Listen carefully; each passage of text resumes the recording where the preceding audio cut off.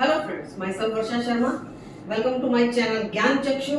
आज हम करने वाले हैं ग्रामर की सीरीज में pronoun. What is the meaning of pronoun?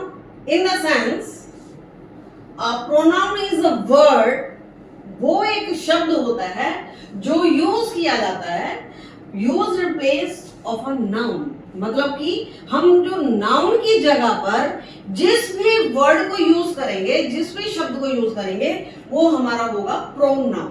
Pronoun यानी अगर इसको हम समझने के लिए हिंदी में चले एक बार, तो आपको बहुत अच्छे से समझ में आ जाएगा। हिंदी में हम प्रोनाउन को बोलते हैं सर्वनाम। क्या बोलते हैं? सर्वनाम। यानी कि सर्व यानी होता है कि सभी, नाम, सर्वनाम इज इक्वल्स टू सर्व प्लस नाम इज इक्वल्स टू सर्वनाम। यानी सर्व का मतलब हो गया सभी। अब ये सभी किसके लिए है? सभी किसके लिए? नाउन के लिए। मतलब कि सभी नाम किसके नाम? नाउन के नाम। ठीक है, तो नाउन यहां पर हम इंडिकेट कर रहे हैं सभी नाउन को। ठीक है, तो नाउन क्या है? नाउन में हमारी जो अगर नाउन का हम अगर डेफिनेशन याद करें तो हमारा उसमें आ जाता है पर्सन, प्लेस, एनीथिंग, है ना। तो वो सभी के नाम, सभी के नाम इन द सेंस क्या हुआ हमारा? Person, animal, place and anything. ठीक है, इन सभी के नाम, यानी इसमें आपका पूरा कवर हो गया सारा। तो सभी के जो नाम होंगे उनकी प्लेस पर जो वर्ड को हम यूज करेंगे वो हमारा होगा सर्वनाम, इन द सेंस प्रोनाउन। और यही हमारी डेफिनेशन भी कवर कर रही है बात को। A pronoun is a word used in place of noun. ठीक है, आगे अब इसको हम कैसे एग्जांपल से समझ सकते हैं, ये तो हमें समझ में आ गया कि ये सभी नामों को कवर कर जाएगा। लेकिन कौन से वो वाले वर्ड्स होते हैं? Like he, she, it, I, me, you, yours, us, we, they, that, like this. Okay, तो जैसे कि अभी हम इसको समझे एग्जाम्पल के थ्रू, अभी एग्जाम्पल से भी समझ लेते हैं। Geetika is my friend, she is good girl. Geetika is a noun because ये किसी गर्ल का नेम है और प्रॉपर नाउन है। ठीक है, इज माई फ्रेंड, मेरी फ्रेंड है। तो ये माई क्या है? यहां पर माई जो है ये आपका प्रोनाउन है। यहां पर माई किसके लिए यूज हुआ है? यहां पर जो माई यूज हुआ है वो मेरे लिए हुआ है, और मेरा कोई ना कोई तो नाम है। मैंने अभी आपको बताया कि मैं वर्षा, है ना, तो मैं मेरी जगह पर मैंने यूज किया यहां पर my friend. Geetika is my friend, ये हमारा प्रोनाउन। आगे she is good girl. She यहां पर मैंने किसके लिए यूज किया है? शी मैंने यूज किया है गीतिका के लिए, है ना। और गीतिका एक नाउन है, नाउन की जगह पर यहां यूज किया शी, तो ये हमारा हो गया प्रोनाउन। इज गुड गर्ल, ये जो गर्ल है ये भी हमारा नाउन है जो कलेक्टिव नाउन में आएगा, सॉरी कॉमन नाउन में आएगा, है ना। ये हमारा एक कॉमन नाउन है, ये प्रोनाउन है, और ये वर्ड यूज हुआ है गीतिका के लिए। ठीक है, गीतिका के लिए हमने यूज किया इसको, that's why Geetika is my friend, she is good girl. Next is can you help मी, क्या आप मेरी हेल्प कर सकते हो? कैन यू, ये जो यू है ये हमारा है प्रोनाउन। मैंने इसमें यू दिया है तुमको, है ना, तो तुम क्या मेरी हेल्प कर सकते हो? मी मतलब मैं, तो मैं यानी मेरा कोई नाम होगा, और जिसको मैं बोल रही हूं यू, उसका भी कोई नाम होगा, उसकी जगह पर मैंने लगाया यहां पर you. Can you help me? Next is he loves his books. He loves, he यहां पर कोई एक पर्सन है, कोई बॉय है, मेल है, उसके लिए हमने यहां लगाया ही। लव्स हिज, उसकी ही, वह उसकी ही मतलब कि खुद की ही बुक्स को लव करता है। बुक्स यहां पर है हमारा नाउन। ओके, और हिज जो है वो हमारा है प्रोनाउन। अब यहाँ पर हिज जो है ना वो वापस से इसी के लिए यूज हो रहा है। मान लीजिए यहाँ पर हिज की जगह हम कर दे Rohan,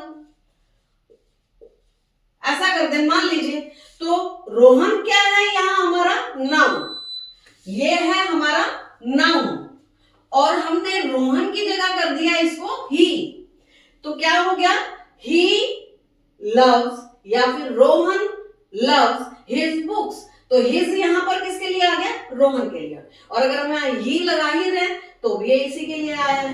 his books are new, यहां पर हिज किसके लिए है, या तो यही वाला ही जिसका नाम आप कुछ जानते होंगे पहले से, और अगर मान लीजिए यहाँ पर नाम ही दिया हुआ किसी का तो उसी के लिए है ना। तो his books are new, books यहाँ पर नाउन है। Okay, next is Geetika invited him. Geetika एक नाउन है, हिम यहाँ पर कोई मेल पर्सन है, टू हर, हर जो है वो यहाँ पर इंडिकेट कर रहा है हमारे गीतिका वर्ड को। गीतिका नाम की जो गर्ल है उसके लिए यहाँ आ गया हमारा हर।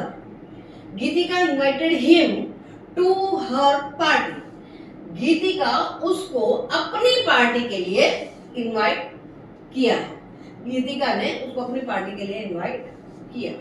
ठीक है, तो यहाँ पर ये हर जो आया वो गीतिका के लिए आया। क्लियर, मुझे लगता है कि यहाँ तक अपने को क्लियर हुआ होगा। आगे अपने चलते हैं। हाँ, तो अभी हमने पढ़ लिया प्रोनाउन का डेफिनेशन और हमने उसको समझ भी लिया। अब हम आगे करेंगे प्रोनाउन की काइंड्स। प्रोनाउन तो आपको मालूम ही लग गया कि सभी वर्ड्स हमारे होते हैं जो उसकी जगह पर आने वाले वर्ड्स होते हैं। अब उनके आगे हमारे कुछ टाइप्स भी होते हैं, है ना। टाइप्स इन द सेंस या तो काइंड ऑफ प्रोनाउन। टोटल हमारे 6 काइंड्स होंगे इसके, जिसमें से फर्स्ट है हमारा पर्सनल प्रोनाउन। पर्सनल प्रोनाउन के भी आगे पोर्शंस हैं, 3 पोर्शन है, वो मैं भी आपको समझा देने वाली हूँ। Second is demonstrative pronoun. Demonstrative in the sense कुछ ऐसा स्टेटमेंट उस वर्ड के थ्रू फाइनल होगा जो कि हमारा डेड श्योर है, डैम श्योर है, डिसाइडेड है, निश्चित। तो इसको हम निश्चयवाचक सर्वनाम भी बोलते हैं हिंदी में। ऐसे इसमें आ जाएंगे, ये तो निश्चित हो गया, निश्चयवाचक बन गया। ये indefinite pronoun, indefinite pronoun in the sense जिसमें अभी कुछ निश्चय नहीं है, फाइनल नहीं है, ये अनिश्चित है, जिसमें कुछ डाउटफुल हो सकता है, कुछ संदेह दे सकते हैं, है ना। तो ऐसा कुछ वर्ड सामने आएगा जिससे वो चीज ऐसा फील होगा कि वो डिसाइडेड नहीं है, अनिश्चय है। अनिश्चयवाचक प्रोनाउन भी इसे हम हिंदी में बोलते हैं। Next is relative pronoun. Relative pronoun in the sense कोई ऐसा वर्ड जो कुछ ना कुछ दो सेंटेंसेस को या वर्ड्स को आपस में कुछ रिलेट करता हुआ दिखाई देगा या तो कुछ रिलेट करेगा। ठीक है ना, तो उसमें आ जाएगा हमारा relative pronoun. Next is interrogative pronoun. ये तो हमारे वर्ड से भी समझ में आ रहा है कि इसमें कुछ ना कुछ ऐसा प्रश्नवाचक लगेगा, कुछ ना कुछ ऐसा साइन, हमारा इस टाइप का साइन जरूर लग जाने वाला है जिसमें कुछ हम पूछ रहे होंगे, कुछ आस्किंग रहेगा, कुछ इस टाइप का क्वेश्चन मार्क कुछ बनाता होगा जो वर्ड, वो हमारा आएगा interrogative pronoun. Reflexive pronoun in the sense कि कोई भी चीज, मान लीजिए मैंने कुछ बोला तो वापस मेरी तरफ ही आएगा, रिफ्लेक्ट कर रहा हो कुछ, तो उसमें हमारा आ जाएगा रिफ्लेक्सिव प्रोनाउन। रिफ्लेक्ट करने वाला, कुछ उसी चीज के साथ में उसी चीज को रिलेट कर देना। ठीक है ना, तो ये हमारे हो गए 6 काइंड ऑफ प्रोनाउन। अब हम इसको सिंगल सिंगल करने वाले हैं। सिंगल सिंगल करने के बाद आपको विद एग्जांपल अच्छे से समझ में आ जाएगा। ओके, चलिए, तो हमने 6 टाइप ऑफ प्रोनाउंस को एक बार पढ़ लिया है। इसके बाद अब हम फर्स्ट प्रोनाउन पर आने वाले हैं, personal pronoun. Personal pronoun in the sense, personal pronouns are those pronouns that stand for people and things. मतलब कुछ वो शब्द जो लोगों के लिए और दूसरी चीजों के लिए आते हैं। ठीक है, अब ये वाला जो आपका पर्सनल प्रोनाउन है, आगे 3 पोर्शंस में डिवीजन होने वाला है। पर्सनल प्रोनाउन 3 डिवीजन कैसा जाएगा, first person, second person and third person. इसको समझ में बहुत मजा आने वाला है कि जो फर्स्ट पर्सन है और मान लीजिए वो सिंगुलर में है, तो वो यूज होता है आई में, और ऑब्जेक्ट में अगर आपने चले जाए कि थ्रू चले जाए, करंट से चले जाए, मतलब से जहां पर वर्ड यूज हो, तो आई जो है वो हमारा फर्स्ट पर्सन है। आई किसके लिए यूज होगा? जो एक पहला व्यक्ति यानी कि उत्तम पुरुष, यानी कि बोलने वाला, यानी कि वक्ता, यानी स्पीकर, जो फर्स्ट पर्सन होगा उसको हम सिंपल वर्ड्स में बोल सकते हैं स्पीकर। ओके, बोलने वाला किसको बोलेगा? आखिर जो बंदा है जो बोल रहा है, जो फर्स्ट पर्सन है, उसको कोई बात करने के लिए कोई सेकंड पर्सन तो चाहिए। तो जब सेकंड पर्सन होगा वो हमारा काउंट होगा यू। ठीक है, फर्स्ट पर्सन हमारा speaker and second person is our listener, यानी कि ये वक्ता होगा, ये श्रोता होगा, स्पीकर एंड लिसनर।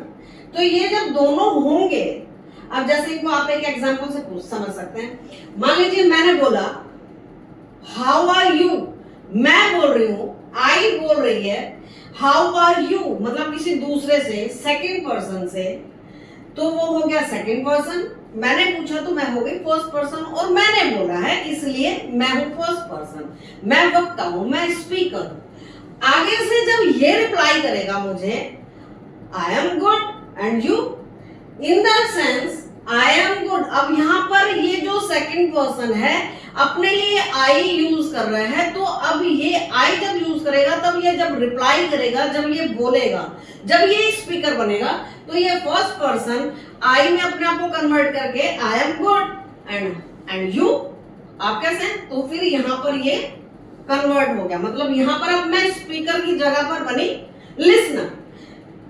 जब ये बोलेगा तो ये फर्स्ट पर्सन होगा और सुनने वाला सेकंड पर्सन होगा। लेकिन जब ये रिप्लाई करेगा दैट टाइम ये फर्स्ट पर्सन हो जाएगा और ये सुनने वाला सेकंड पर्सन हो जाएगा। जो रिप्लाई करेगा यानी कि जो बोलेगा, जो वक्ता होगा, वो फर्स्ट पर्सन में काउंट होगा, वो यूज करेगा आई और मी, ऑब्जेक्ट में आ जाएगा मी। ठीक है, तो ये आई यूज करेगा, और इसमें सेकंड पर्सन में होगा यू, और ये ऑब्जेक्ट में जाएगा यू योर्स, है ना। चलिए, अब ये दोनों तो मिल गए। अब ये सिर्फ अपनी अपनी बातें नहीं कर रहे हैं, ठीक है, इनको कोई और भी बात करनी है, किसी प्लेस की बात करनी है या किसी पर्सन की बात करनी है। तो जब ये आपस में बात करेंगे किसी थर्ड के लिए, मान लीजिए कि मैं घर पहुंची और मम्मी ने पूछा कि स्कूल में क्या रहा, ठीक है, तो मम्मी हुई फर्स्ट पर्सन, क्योंकि मम्मी ने पुट किया क्वेश्चन, किससे? मुझसे, मतलब दैट टाइम मैं उनके लिए यू यानी सेकंड पर्सन, कि मम्मी ने बच्चे से पूछा, फर्स्ट पर्सन ने सेकंड पर्सन से पूछा स्कूल में क्या रहा, तो मम्मी ने किसके बारे में बात की? स्कूल के बारे में, तो school is third person. Clear?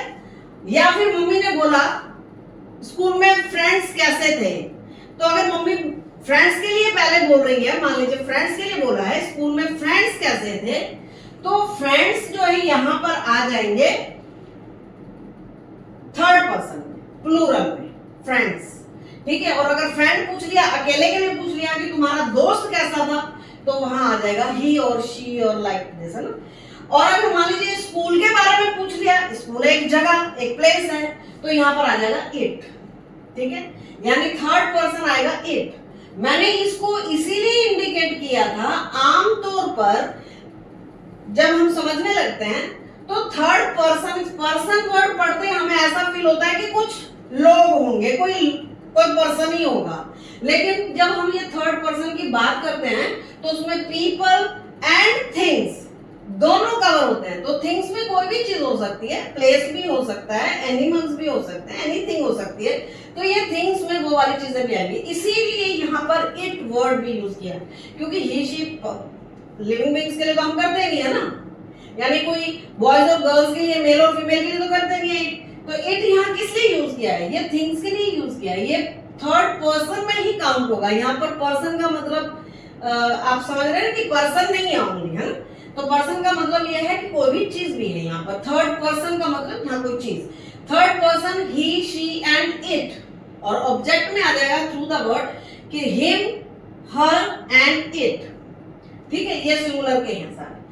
अब मान लीजिए हमने फर्स्ट पर्सन में ही हम सब टीम वालों ने खूब प्लेजर किया, ठीक है, और हम सब हैं जहां पर मिलकर, तो वहां हम सारे, यानी जैसे मान लीजिए क्रिकेट की टीम है, ठीक है, दूसरी टीम से वो बात करने जा रही है, तो हम पूरे जो 11 प्लेयर्स होंगे वो फर्स्ट पर्सन में काउंट होकर वी बना देंगे, ठीक है, और सेकंड टीम से वो बात कर रहे हैं तो ये बोल रहे हैं और इस टीम से बात हो रही है तो ये सेकंड पर्सन, ठीक है, उसमें प्लूरल है। ये यू आपको मालूम ही है कि यू सिंगुलर एंड प्लूरल दोनों में काउंट होता है। तो यहाँ पर वी के साथ में फर्स्ट पर्सन के साथ में सेकंड पर्सन से जब बात हो रही है तो ये लिसनर है, ठीक है। व्हेनेवर जब ये रिप्लाई करेंगे दैट टाइम कन्वर्ट हो जाएगा, जैसे मैंने अभी ऊपर आपको बताया। और ये दोनों मान लीजिए अब एक थर्ड टीम के बारे में बात कर रहे हैं कि उनकी स्ट्रेटेजी क्या होगी, कैसे वो प्ले करेंगे, तो वो दे पर आ जाएंगे, प्लूरल पर आ जाएंगे, है ना। तो ये थर्ड पर्सन आ जाएगा। थर्ड टीम के लिए जब बात करेंगे, दो लोग मिलकर, दो टीम मिलकर जब थर्ड टीम की बात करेंगे तो वो थर्ड पर्सन में आ जाएगा। फिर वो प्लेस की बात करें कि कहां पर प्ले करना है, मान लीजिए इंग्लैंड में जाना है तो यहां पर आ जाएगा थर्ड पर्सन इंग्लैंड। समझ में आया? तो ऐसे ही हमारा एक पर्सनल प्रोनाउन है जिसको हमने इस तरह से समझने की ट्राई की है। इन केस इससे रिलेटेड आपको कुछ क्वेश्चंस पुट करने हो तो आप मुझसे पूछ सकते हो, कमेंट बॉक्स में आप डाल दीजिएगा, मैं आपको उसके रिप्लाई कर दूंगी। अब अपने समझते हैं नेक्स्ट वाला काइंड ऑफ प्रोनाउन। चलिए नेक्स्ट करेंगे हम kind of pronoun is demonstrative pronoun, यानी कि निश्चयवाचक। इसका मतलब यह है कि कुछ है जो डिसाइडेड है, जो फाइनल है।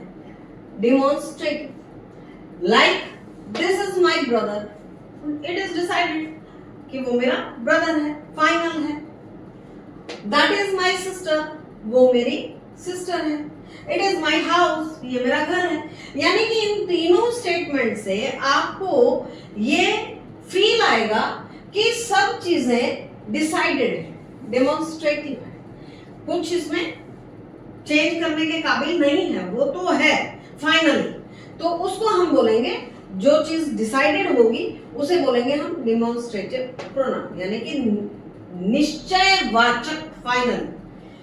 नेक्स्ट इज इनडेफिनिट प्रोनाउन, यानी कि अनिश्चयवाचक, जिसमें हमारा चीजें डिसाइडेड नहीं है, कुछ डाउट है, कुछ डाउटफुल है। जैसे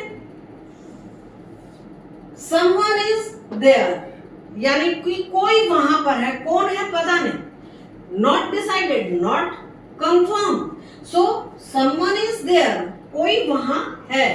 I went to meet the neighbor, अब यहाँ पर neighbor somebody, कौन सा वाला पड़ोसी, कौन सा वाला neighbour, right hand side, left hand side, friend, कौन सा वाला, नॉट डिसाइडेड, बट नेबर है, नेबर से वो मिलकर आया, ठीक है, मिलकर आया। I went to meet the neighbor, neighbour यहाँ पर जो है वो somebody में आ गया ना, somebody में आ गया तो इन द सेंस वो डिसाइडेड नहीं है। इसी तरह से जब इनडेफिनिट प्रोनाउन आपका आएगा उसमें someone, somebody, anyone, everyone, something, nothing, like this type of words, जहां पर आपको कुछ एक अनिश्चय फील होगा, जहां पर आपका कुछ फाइनल नहीं मालूम होगा। जैसे कि मान लीजिए आपने दूध लिया और उसमें कुछ गिर गया, अब वो समझ नहीं आ रहा क्या गिर गया, तो क्या दूध में कुछ गिरा है, कुछ पड़ा है ना, तो कुछ पड़ा है, नॉट डिसाइडेड क्या पड़ा है। तो वो जो चीजें होंगी वो आएंगी हमारी अनिश्चयवाचक या तो इंडेफिनिट प्रोनाउन, ठीक है। अब नेक्स्ट वाला हम करेंगे, चलिए नाउ रिलेटिव प्रोनाउन। रिलेटिव का मतलब क्या हुआ कि कुछ संबंध बताना, कुछ रिलेशन बताना, कुछ उस चीज से या उस पर्सन से हमारा कुछ ना कुछ रिलेट होना, है ना। जैसे मैंने अभी आपको एग्जांपल में बता रही हूँ, the book that I want to buy, ये वो बुक है जिसे मैं खरीदना चाहता हूं। यानी कुल मिला के बात यह है कि ये वो वाली बुक है जिसको कि वो खरीदना चाहता था। बुक का रिलेशन क्या है कि वो चाहता था उसको खरीदना, यानी कि कहीं ना कहीं कुछ रिलेट कर रही है चीजें। Next is this pen is mine, ये पेन मेरा है, रिलेट कर रहा है मेरे साथ में कि ये पेन मेरा है। इट इज नॉट योर्स, ये तुम्हारा नहीं है, मतलब संबंध बता रहा है कि किसका वो पेन है। Next is I saw my friends, मैंने अपने फ्रेंड्स को देखा। सो आई स्पोक टू देम, तो मैं उनके साथ बोला। मैंने अपने फ्रेंड्स को देखा इसलिए मैं अपने फ्रेंड्स के साथ में बोला। Next is interrogative pronoun. अभी जैसा कि इस प्रोनाउन के नाम से पता हमें लग ही रहा है कि इंटरोगेटिव। इंटरोगेटिव मीन्स क्या होता है? Interrogative in the sense this sign, correct, यानी कुछ ना कुछ क्वेश्चन पुट होगा। इसमें हमें साफ समझ में आ रहा है कि ये कोई ऐसा सर्वनाम शब्द आएगा जिससे हमें क्वेश्चन बनेगा। Like what do you want, what is interrogative word. Who are you, who is interrogative word, तुम कौन हो, शब्द प्रश्न निकल कर आ रहा है बाहर। व्हाई आर यू गोइंग, तुम क्यों जा रहे हो, क्यों जा रहे हो, व्हाई, क्यों जा रहे हो, क्यों जा रहे हो, यानी कि हर एक में अपने को कुछ ना कुछ क्वेश्चन मिल रहा है। Next is reflexive pronoun.